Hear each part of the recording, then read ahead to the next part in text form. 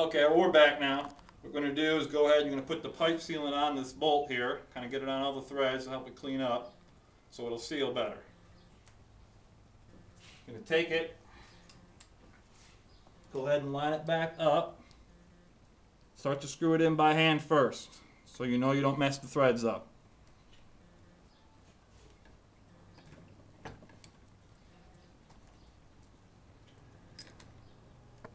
Once it's snug,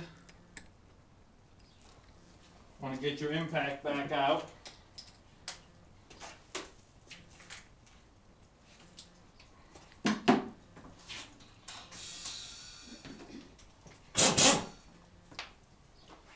Want to hold the fork down and hold the tube in your other hand.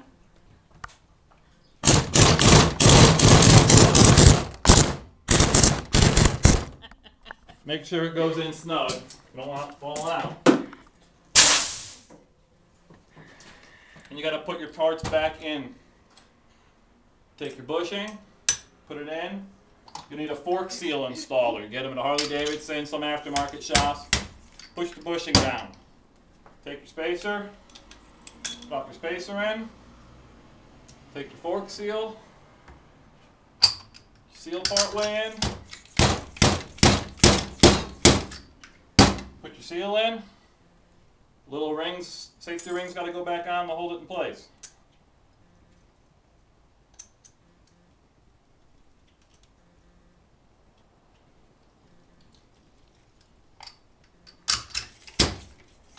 Once your ring is in place,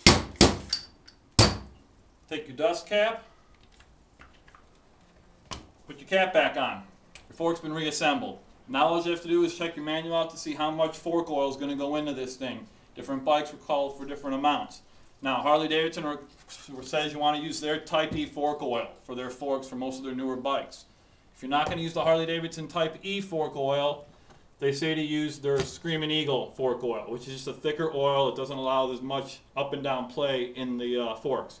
Either one is fine. Some of the aftermarket ones are fine. Just got to make sure you have the right weight when you put these things back together and the right amount of fluid. So, funnel, so whatever, orange funnel. Then, once you get all that put back together, you measure out your fork oil. Don't pour it in too fast or it will backflow and get all over the place, and then you'll have to start over with the fluid. Just take your time, fill it up with fluid. It doesn't taste like syrup though.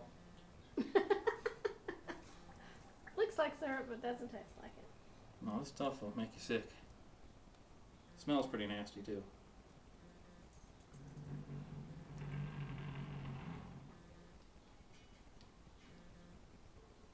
How exciting.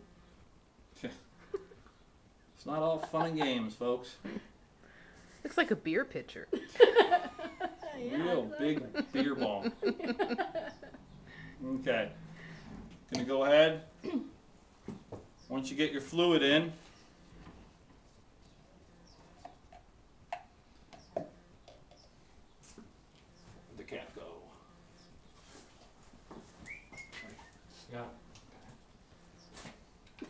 Cap fell, sorry. Go ahead and screw your cap down a little bit.